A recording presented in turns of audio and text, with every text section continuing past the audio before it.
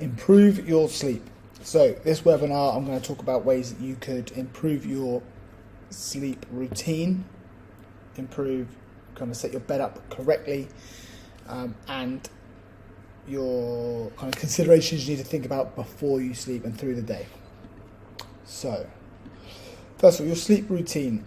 So where possible, try and set yourself the same bedtime every night. So this includes the weekends, which can be tough. But if you can set yourself the same bedtime every night, your body then knows when to start to settle down for sleep. If one night you're going to bed at 9 p.m, the next at 12, then at 10, then back to 9, then 11, your body doesn't quite know when it's time to settle down. If you've got children or you know children, you know that having a good sleep time is good because it sets them up. They know, their bodies know kind of physically but also mentally, they know when they're going to be going to bed. So they start to prepare for it subconsciously. So your body starts to release hormones that get you ready to sleep, start to make you feel lethargic and tired, and then you're ready to sleep. Similarly, try and set yourself the same wake time every day, even at the weekends, which again, I know it can be tough, and if you've got children, this is tough. But going to bed at the same time, waking up at the same time, sets your body off on a consistent basis, and it knows how to use its energy up through the day. If you wake up at different times every day, go to bed at different times every day, your body doesn't quite know how to kind of set itself up to feel tired, to maximize sleep.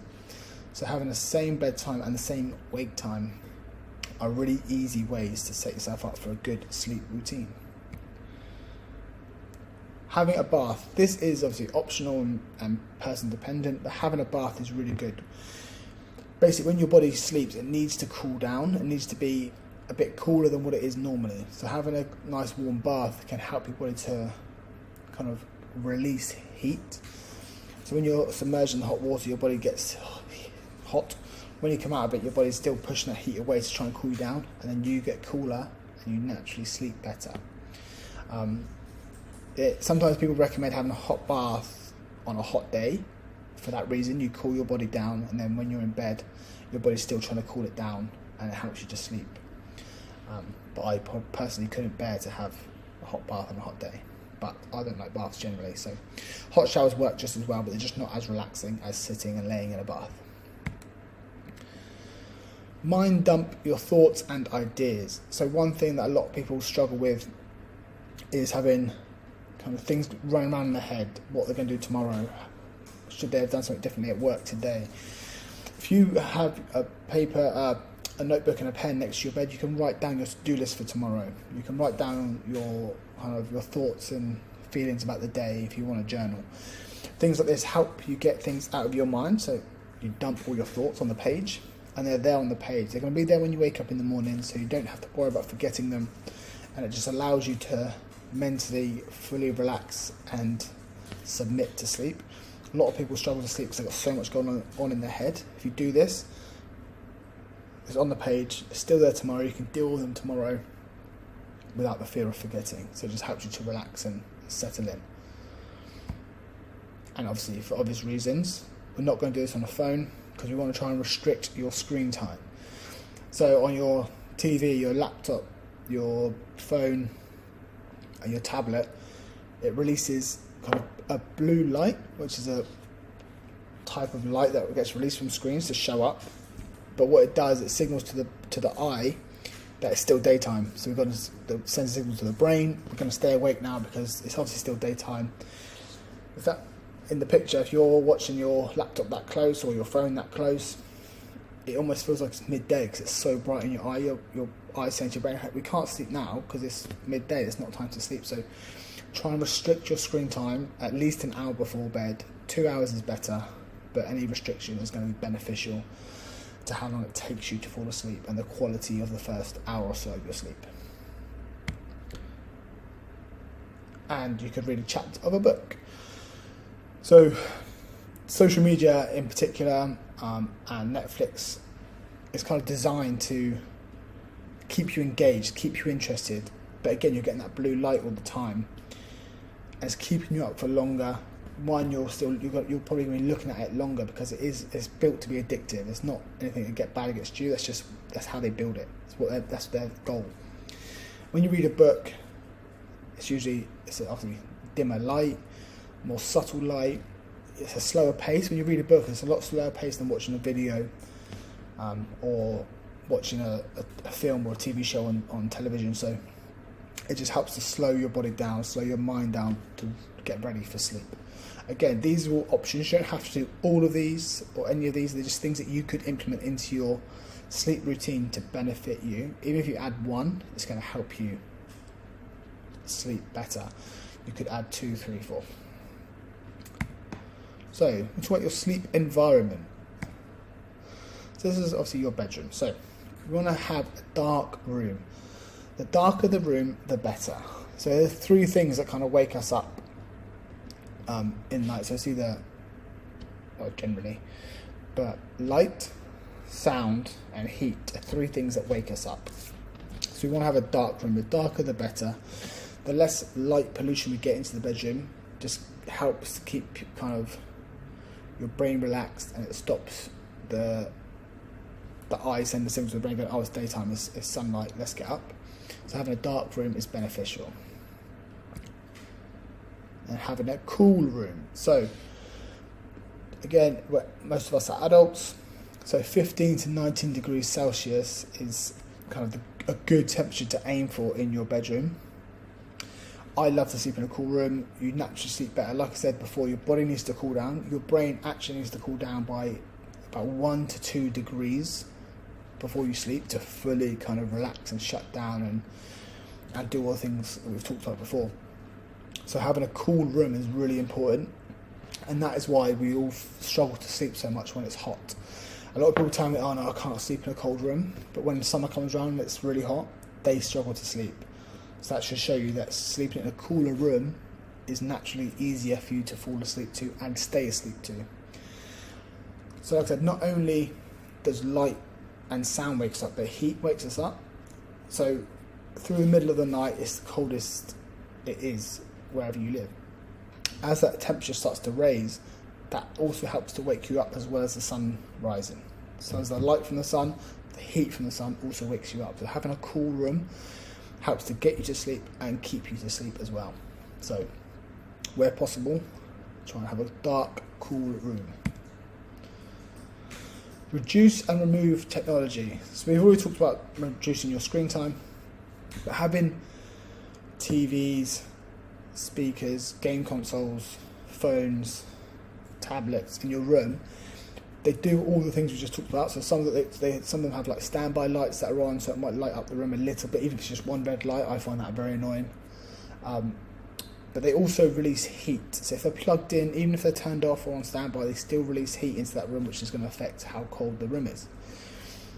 And obviously if one turns on or someone turns it on accidentally or leans on a controller, it's going to turn on and make noise and wake you up. But having it out of the room, or as little of it in the room as possible, just negates that risk and helps you to have a better sleep environment.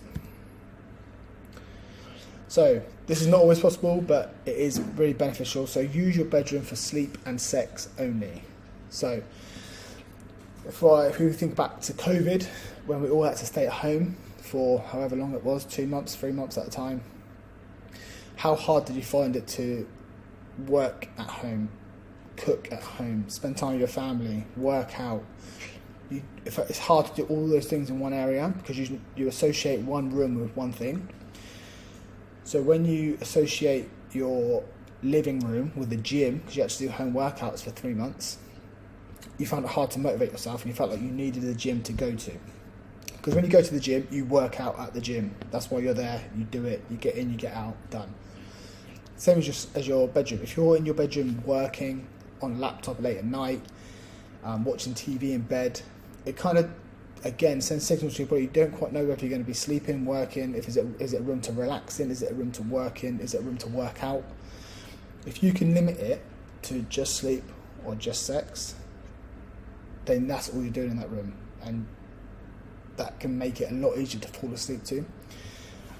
If you're the sort of person that is on the laptop working in bed, before bed, just sending the last few emails, that's almost a nightmare because you've got the heat from the laptop, you've got the light, you've got things going on in your head.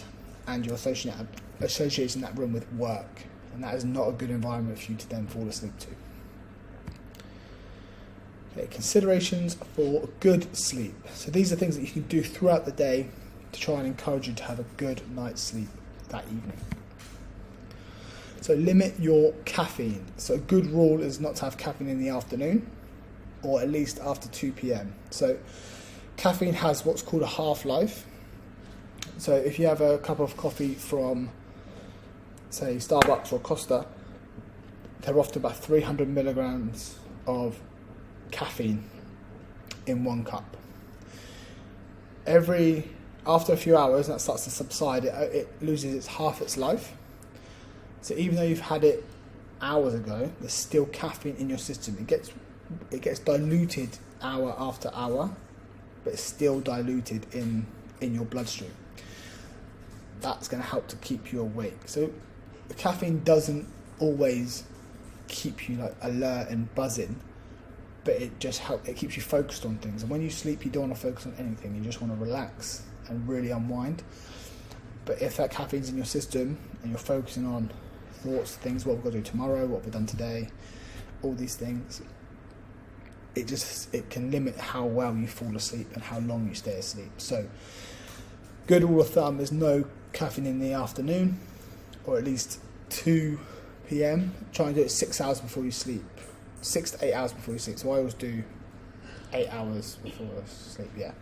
So if I go to bed at 10 p.m, I don't have coffee after 2 p.m. So try and stay active or include exercise in your day. So this is an obvious one. You're burning calories, you're using energy throughout the day.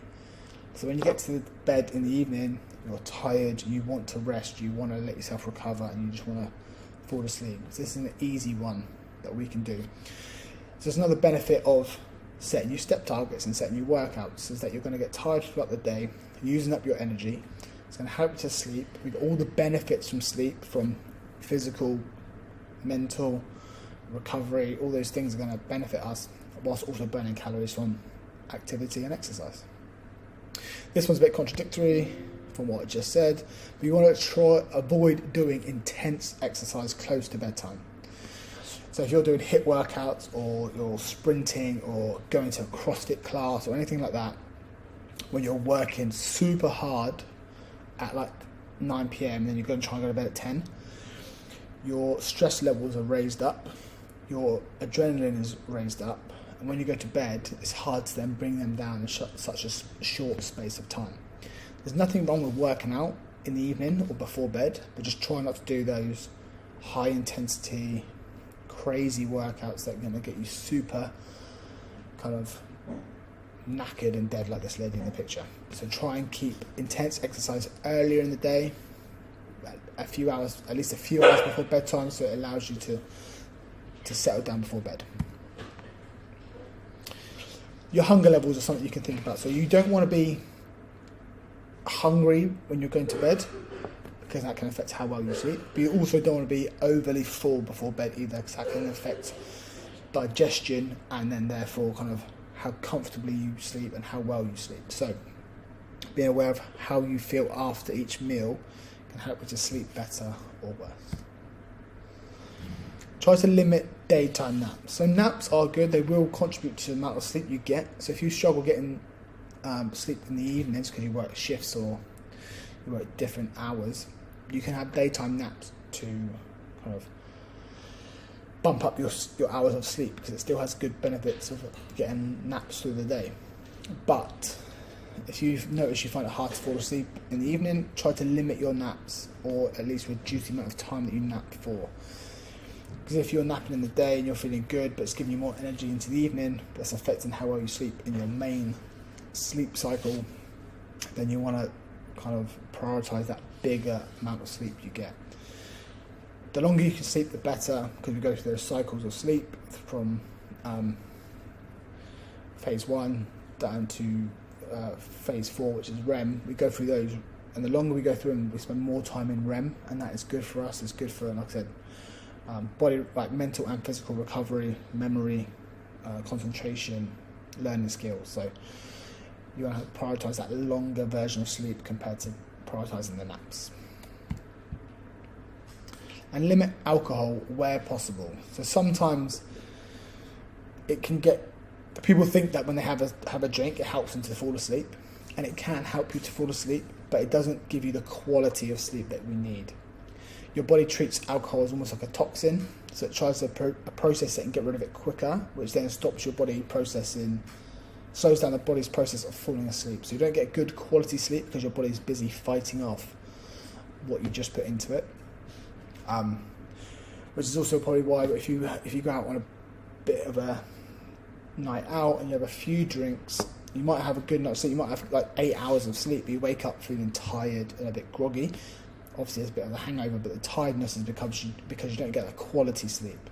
You probably rarely go into that REM. Sometimes you don't even go into, you feel like you go to deep sleep, but it's almost like a fake deep sleep. It's not got the benefits or the effectiveness of a kind of sober night's sleep.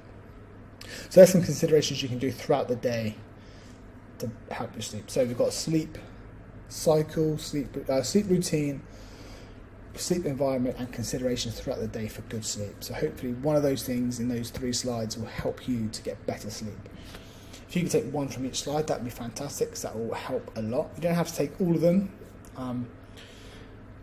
By now, hopefully you should know that doing little things and implementing them well and sticking with them for a while and then adding more as we go is a good way to go to make them stick long term. When things stick long term, we get the long term benefits and the compounding effect of those benefits.